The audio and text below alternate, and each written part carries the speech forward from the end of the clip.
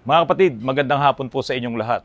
Iniisip po siguro ng karamihan na nakakapanood nitong ginagawa kong pagre-restore dito sa mga Volkswagen Beetle na to, dito sa mga kotseng Kuba na to, ay para lang sa aking mga vlogs, para kumita at para makahakot ng mga magsusubscribe po sa aking channel. Pero mga kapatid, hindi po ganon ang nais ko pong ipakita or iparating sa inyo sa pagre-restore ko po nitong mga Volkswagen Beetle po na ito. Meron nga po ako narinig kung bibili ka raw po ng Volkswagen Beetle, gagastusan mo ng 150,000 or 200,000, makakabili ka na raw ng isang sedan na magagamit mo na mas masarap daw po sakyan kumpara dito sa Volkswagen Beetle. Nako mga kapatid, yung 200,000 na halaga ng isang kotse, wala namang magbebenta ng halagang 200,000 na hindi rin sasakit ang ulo mo sa kapapagawa niyan. Kasi kung gusto mo talagang magandang klase ang mabibili mong second hand na sasakyan, syempre mas mataas doon yung halaga. Swerte ka na lang kung makakuha ka ng mura na galing sa kapatid mo, sa kamag-anak mo, sa kaibigan mo, sa kumpare mo na maayos talaga sa halagang 200,000. Ngayon, ang sinasabi ko po, dito po sa pagme-maintain ko ng Volkswagen Beetle or kotseng Kuba, ito po ay preparasyon ko rin po para ito ay maging electric Beetle. Electric vehicle. Kasi po, alam niyo mga kapatid, ito, pinabody repair ko siya. Ngayon, pinipinturahan na. Ayan yung pinto, inaalis ko yung mga kalawang. Dahil ito naman ay personal kong sasakyan, kaya lahat ng mga may kalawang dito, yan, lahat yan, ay pinaayos ko. Yung bang talagang tatagal ng maraming taon na hindi siya mabubulok ulit. Kaya nga pati yung pintura niyan talagang pinatanggal ko lahat yung mga hindi na nakakapit. So, pinabody repair ko to. Pinalitan ko yung kanyang steering system ng electric power steering. Lalagyan ko rin to ng rack and pinion. Yung isa, naka-rack and pinion din, yung kulay puti doon. Tapos, ito po ay lalagyan ko ng electric aircon. Ito po, tignan nyo. Malapit na po dumating yung order ko na electric aircon. Isang set po yon, ilalagay ko po dito sa Volkswagen Beetle. At ito nga po ay preparasyon ko para ito pong Volkswagen Beetle na to ay maging EV. No? EV. E at B na boy. EV. Electric Beetle. Kasi po mga kapatid, may mga kits talaga na mabibili mo na para sa Volkswagen Beetle, iiwanan mo yung transmission, tatanggalin mo yung makina at ilalagay mo lang yung motor. Ito po yung transmission at differential nitong Volkswagen Beetle. Pag bumili po ako ng EV kits para po sa Beetle, ay motor na lamang yon ang ilalagay ko dito. Meron pong nabibili sa online. At sa US, meron din po talagang naka-ready na kits na ginagamit po nila para po sa mga Volkswagen Beetle. Yung mga maliliit na electric vehicle, yan po ay katsinlaki lamang din nitong Volkswagen Beetle. Magagaan ang body nun kasi nga po para hindi mahirapan yung motor at hindi rin po malakas sa kumain or umubos ng energy doon sa battery, yung charge niya. Kaya po itong Volkswagen Beetle, saktong-sakto po ito para maging electric Beetle po siya or electric vehicle. Itong isang Beetle ko na to, marami-raming bulok dito. Kaya nga po, hindi pa tapos gawin ni Tokayo yung pagbabody repair po nito. Pero talagang ito, pinatatanggal ko lahat yung bulok dahil nga po doon sa plano ko na pagdating ng panahon ay pwede ko itong ma-convert bilang isang electric Beetle. Dahil nga po may nabibili talagang mga kits nito. Tingnan nyo mga kapatid, makikita nyo yung mga e-trikes dyan. Mayroong e-trikes na nagkakarga ng 5 hanggang 6 na tao, wala pa doon yung driver. So ganun kalakas yung mga electric motor na ginagamit dyan. Maging yung mga batteries po niyan, tumatagal din ng maghapon. Kaya nga iyan ay naipang-ninegosyo nila at sila ay kumikita dyan. Mga kapatid, hindi ko pa nasusubukan itong mga pinaplano ko. Pero siguradong-sigurado naman ako na kayang-kaya natin gawin na itong kotseng Kuba na to ay ma-convert ko na electric Beetle. Kasi kitang-kita naman yung mga kits na nabibili sa online na kumpleto naman siya sa motor, sa battery, yung kanyang harness, yung kanyang wiring harness, yung modules, yung computer box, at pati yung mga gauges. Kapag ka nga tumingin ka ngayon ng mga maliliit na electric vehicle, tulad nung Moretti na ipinakita ko po sa inyo nung mga nakaraang vlogs ko. Tatanggalin ko lang itong makina na to, ilalagay ko yung malaking motor, okay na, meron na akong electric Beetle. Ang plano ko talaga dito ay ma-convert siya ng electric Beetle. Pero dahil nga po sa itong buong makina na to ay in-overhaul ko na rin, bagong overhaul to, pati yung isang Beetle natin doon ay bagong ino-overhaul po ngayon yung makina. Mamaya pupuntahan natin si Chip doon. Ginagawa nila yung makina, binubuo nila. Yung may mga Volkswagen po dyan na mga kotseng kuba. Mga kapatid, huwag niyong sayangin yung inyong mga Volkswagen. Dahil kung meron mang magandang i-convert talaga na electric vehicle na siguro pwedeng sabihin yung pang personal nyo lang na gamit, ay ito pong mga Beetle na to dahil hindi siya ganun kabigat, hindi siya ganun kalaki. At ang maganda dito, may nabibili talagang EV kits para po sa Volkswagen Beetle. Tulad nga po nung sinabi ko sa inyo na i-convert ko na po ito na rack and pinion at mayroon tayong electric power steering nandoon, nakakabit na doon sa puti. Tapos po darating na po yung aking electric aircon.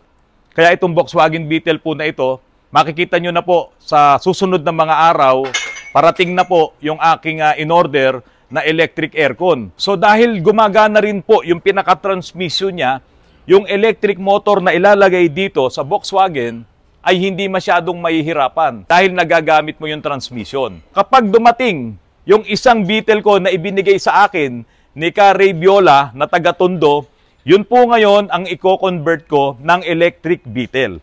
Ito na yung pinaka-base plate ng karburador ng 4K na ilalagay ko dito. I-convert ko kasi to ng 4K na carburetor. Dati nang wala, kaya pala sabi ko parang gas-gas. Kasi umikot to eh. Kaya may umikot, marka. wala yung dowel doon. Oo. So dati nang wala yun. Dati na eh, kaya nga may marka. Ito yung makina nung maroon na Volkswagen. Binubuo namin. Ito pong makina ng Volkswagen na to, ano ba ang kondisyon, Chip? Ayos naman, maganda naman Maganda. ang makina. Maayos pa. Nagpabili lang ako ng fittings doon sa karburador. Oo. Okay na yung base plate. Pagdating ng fitting, susubukan natin, papaandarin natin doon sa karburador ng 4K. 4K na siya. Oo. Sabi mo kasi, mas maganda yon. Oh, mas pinong umanda, mag-minor yun eh. Talagang pino ha. O mamaya, papaandarin natin. Oo. So ngayon, ay, tapos to. So ngayon, ano gusto mo? Volkswagen o Vios na 200,000? Box na lang. Oh, yan sabi ko sa iyo. Bukas ng umaga, darating yung isang box. Oo. Gusto mo, ayaw mo. Gusto. Oh, akin yung mags ha, banana type palit ko doon sa dyan ha. Kukunin ko yung mags na. Well, mga kapatid, yung base plate nung conversion natin ng 4K, no, Volkswagen Solex to 4K. Yan yung ating magiging conversion. Okay.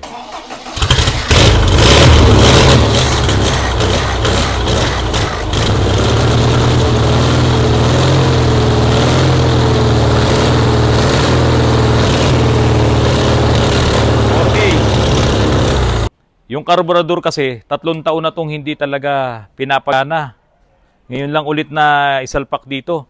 Bukas ang gawin mo, meron akong wheelies doon, hiramin mo lang muna yon. Yung karburador ng wheelies. Sige.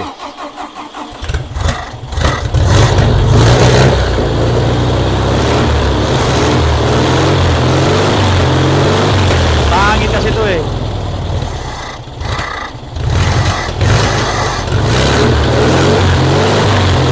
Okay na to, yung ginawa nating conversion, no? Ito, oh. Tingnan nyo, oh. So, okay na yon. Ito kasi yung singaw na hangin kanina. So, kailangan matakpan to. Pero, kunin mo muna yung isang karburador ng wheelies. Hiramin mo muna, ha? Kasi binigay ko na kay Weng yun, eh. Yung wheelies, hiramin mo lang yung karburador. Fit naman yun dito. Ha? Tapos, testingin natin bukas. Pero ito, okay na to. So, Volkswagen, na nilagyan ng karburador ng Toyota, ano na tawag dito? Boxsta. Boxsta na to. Sige.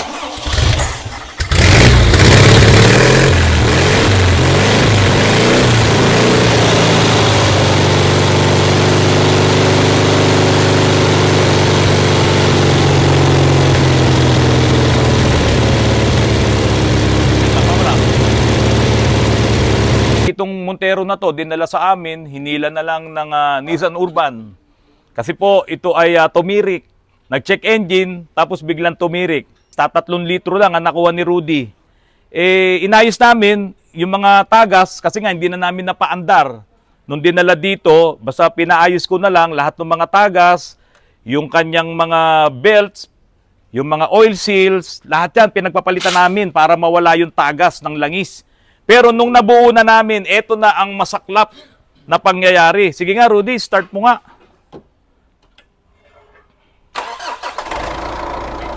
Okay naman yung andar. Maayos naman. Pero maririnig nyo yung ingay, ah. Ngayon, ano yung problema nito, Rudy? Blow by. Blow by ba o pumping oil? Pumping oil. Pumping oil, sige nga. Pag umiinit na. Oo. Pag umiinit, lalong lumalakas. Ayan na. Nandudura na, oh. Ito, malamig pa. Oh. So, ito talaga, kailangan na nito ng general overhaul. Oh, naku, malakas na. Nag-change oil na tayo dito, di ba? Wala, ito ay hindi na kakayanin. Ngayon, kaya naubusan ng langis to dahil nga dito sa mga tagas na yan. Ang dami ng mga oil seal na pinalitan namin dito dahil nga po yung langis ay naghahanap na ng lalabasan. Ganito po yan eh. Kung napanood nyo po yung vlog ko doon sa Volkswagen na yung piston ay nangingitim yung gilid, di ba? Kitang-kita mo yung sunog na nandoon sa gilid nagkarbon. Ganon din ang nangyayari dito. Yung gilid ng mga piston nito, tumatakas na yung kompresyon. Yung sunog, yung naiipon na pressure doon sa loob ng cylinder, lumulusot ngayon doon sa gilid ng piston, papunta sa baba, papunta doon sa crankcase. At dahil sa iyon ay pressure, malakas na pressure yon. Kaya nga kapag lalong lumala yung talsik ng langis nito, ito ay magkakaroon ng loss compression. So, yung compression na yon, yung pressure na yon, pumupunta sa ilalim at pag pumunta sa ilalim, yung langis ngayon ay itinutulak niya, maghahanap ng lalabasan. Kaya nga, ilang oil seal yung pinalitan mo? 4, sir. 4 na oil seal. Lahat yon ay tagas. Oh, sir, lahat. Kaya tumagas yun dahil nga po, malamang yung mga piston nito, halos lahat yan ay mayroon ng leak. Yung kanyang seal, ang nagsiseal dyan ay yung piston ring.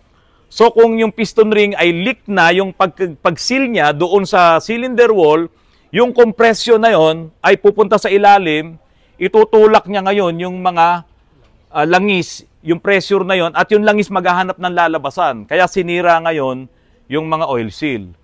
Ang nakakapanghinayang dito, bago lahat yung mga oil seal niyan, kapag in-overhaul mo to, kasama sa overhauling gasket. Anyway, ganun talaga. Dahil dinala dito, hindi ito umaandar. Ngayon, nung inayos namin, pinagpapalitan namin yung mga may problema at pinaandar namin, ito naman ngayon ang lumabas. Ito ngayon ang nagresulta. Sa may-ari nito, pwede mo itong kunin, pwede mo itong gamitin, pero maghahanap ulit ng lalabasan yung langis, sisirain ulit yung mga oil seal na yan, pati doon sa turbo, di ba may tagas ka? Pati doon sa turbo, lumalabas yung langis.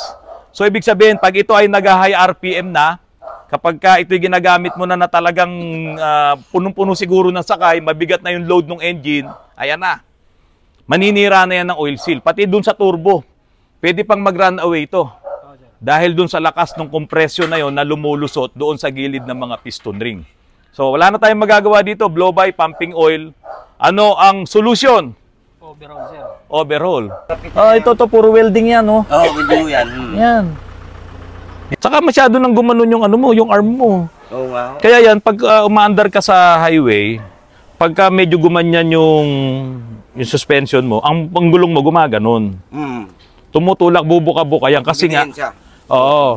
Kasi nga yung arm mo nakaganyan na. Eh di syempre, pag bumigat, gaganon yan. Yung tie rod mo naman, bubuka din yun. Kaya yung gulong mo, itutulak niya, bubuka.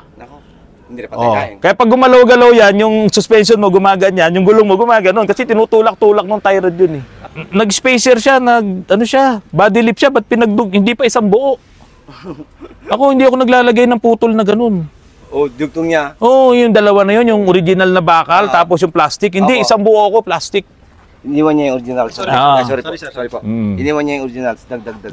Hindi ako naglalagay niyan. Kasi nga delikado yan. Iniwan niya.